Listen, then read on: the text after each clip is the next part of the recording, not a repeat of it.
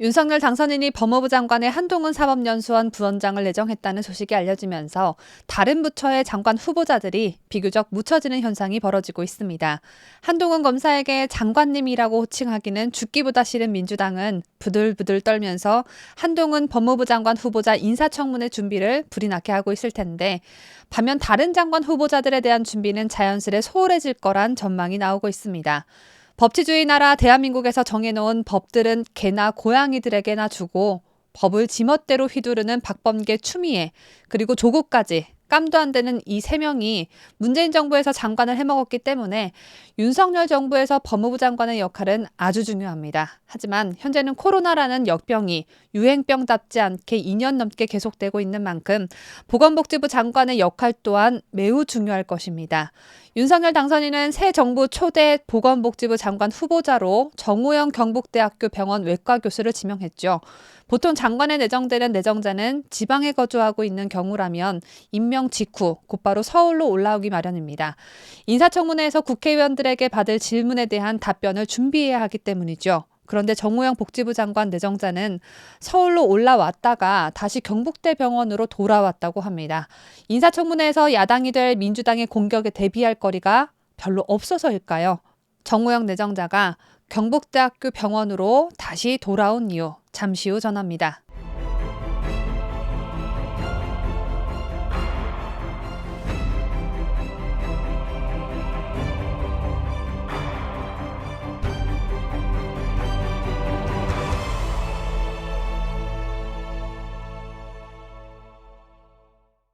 시청자 여러분 안녕하십니까? 4월 14일 목요일 뉴스데일리 베스트 시작합니다. 하나밖에 없는 딸내미에게 의사가운 입혀주겠답시고 전문직 사기꾼같이 가짜 표창장도 만들고 별의별 짓거리들을 다 해봤지만 결국 의전원은 물론 고려대 입학까지 취소돼 정신상태가 미약해지신 것 같은 조국 전 법무부 장관님께서 난데없이 정우영 복지부 장관 후보자를 공격하고 나서 논란입니다. 지 주제도 모르고 말입니다.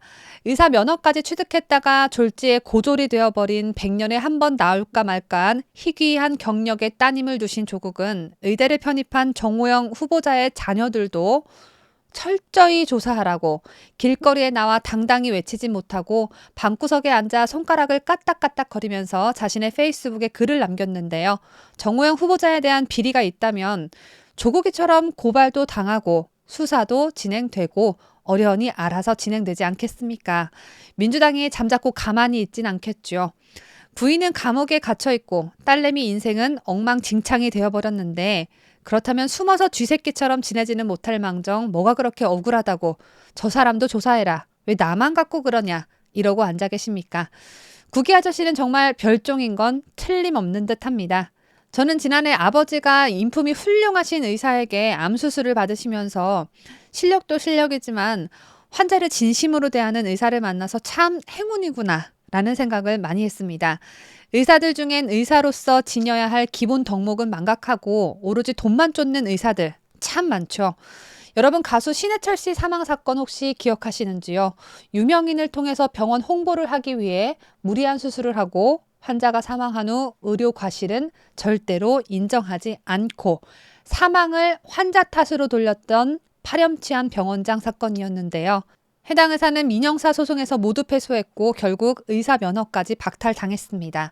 제가 이런 얘기를 하는 이유는 국민들의 건강을 책임져야 하는 보건복지부 장관이라면 사람 목숨 가지고 장난치는 사이코패스가 아닌지, 입양아가 마음에 안 들면 바꾼다든지 라고 말하는 문재인 같은 소시오패스가 아닌지 이러한 인품을 더더욱 따져봐야 하지 않겠나 하는 생각에서입니다. 윤석열 당선인이 정우영 경북대병원 외과 교수를 복지부 장관으로 임명한 후 한 매체와 만난 병원 관계자는 저희도 장관 내정 얘기를 듣고 당연히 서울에 계신 줄 알았어요 라고 말했다고 합니다. 인사청문회 준비를 위해 당연히 서울에 머물고 있을 거라고 생각했는데 여느 때와 마찬가지로 병원에 출근을 했다는 겁니다. 계신 줄 알았는데 정 후보자가 병원으로 다시 돌아간 이유는 바로 이렇습니다. 경북대병원 측 관계자는 지난 11일 오늘 진료 후에 바로 올라가실 것 같은데 원장님이 마무리해야 할 환자가 있어서 마음에 걸려서 내려오셨다고 했다고 말했습니다. 이 말을 들은 기자는 정 후보자에게 짧게라도 인터뷰를 요청했지만 정 후보자는 조심스럽게 거부 의사를 밝혔고 대신 정 후보자 측은 시급히 진료를 해야 할 환자가 있어서 내려왔고 임명 전 마지막 환자이니 진료에 더욱 집중하고 싶다고 전했습니다. 정호영 후보자는 3,000건이 넘는 위암 수술을 집도한 외과 전문의입니다. 1985년 경북대 의대를 졸업한 뒤 1990년에 외과 전문의를 취득했고 동대학원에서 의학 석박사 학위도 받았습니다. 대구 적십자병원을 거쳐 1998년부터 경북대 의대 외과 전문의를 지내고 있고 2017년부터 2020년 8월까지는 경북대병원 원장을 지냈습니다. 또 정 후보자는 2020년 대구 경북 지역의 코로나 유행 초기 대응을 진두지휘한 것으로도 유명합니다. 특히 문재인의 청와대에 호소해 국내 첫 생활치료센터 도입을 이끌어내기도 했습니다. 비록 정 후보자가 윤석열 당선인과 대학 시절부터 인연을 맺은 40년 지기 친구라지만 윤석열 당선인이 가까운 사이라는 이유 딱 하나만으로 정호영 교수를 발탁한 게 아니라는 점은 후보자와 함께 일했던 병원 관계자들의 입을 통해서도 확인할 수 있는데요. 병원 관계자들은 정 후보자의 인품을 높게 평가했습니다. 병원 측 관계자는 원장님을 안 좋게 말하는 분을 한 명도 보지 못했다. 직원 조회 시에는 항상 친절한 병원을 강조했고 저부터 더 열심히 하는 원장이 되겠다 말씀하시곤 하셨다라고 말했습니다. 여러분, 문재인이가 고른 장관들 중에 이런 미담이 흘러나온 장관 후보자들 보신 적 있으십니까? 저는 진절머리가 났던 지난 5년 동안 단 한 번도 이런 훈훈한 이야기는 듣도 보도 못했고 후보자 부인이 도벽이 있다. 후보자 부인이 도자기 밀수를 한다. 이런 얘기는 참 많이 듣고 산 것 같습니다. 문재인이 기상천외한 사람들을 고른 반면 정 후보자는 심지어 함께 일하는 사람들의 마음을 한데 모을 줄 아는 리더십도 뛰어난 듯합니다. 정 후보자가 원장이던 2019년 10월 경북대병원은 2년 넘게 진행되던 노사 갈등에 종지부를 찍었다고 합니다. 병원 측 관계자는 노사 갈등이 있던 부분을 잘 조율해 풀어나갔다. 정호영 원장님이 계실 때 파업이 한 번도 없었다며 노조가 해달라는 대로 다 들어주지도 않았지만 노조가 불만을 토로한 적도 없었다고 회상했습니다. 노조가 원하는 걸 받아주지도 않았는데 노조가 불만을 갖지도 않았다면 정 후보자는 대체 어떤 방법을 쓴 것일까요? 저는 이것이 진정한 능력자라고 생각되는데요. 정 후보자는 인선 발표 기자회견에서 윤 당선인도 감염병이 온 나라를 덮고 있는 상황은 대단히 위중한 상황으로 인식하고 있다며 어떻게 대처할지는 열심히 고민해보겠다라고 밝힌 바 있지요.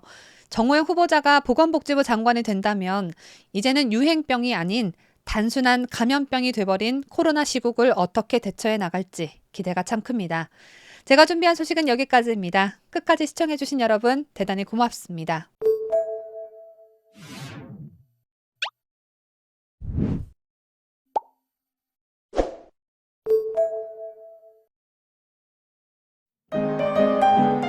뉴스데일리 베스트는 구독자 여러분의 소중한 구독료를 운영합니다. 여러분의 자발적 구독료 참여를 기다립니다.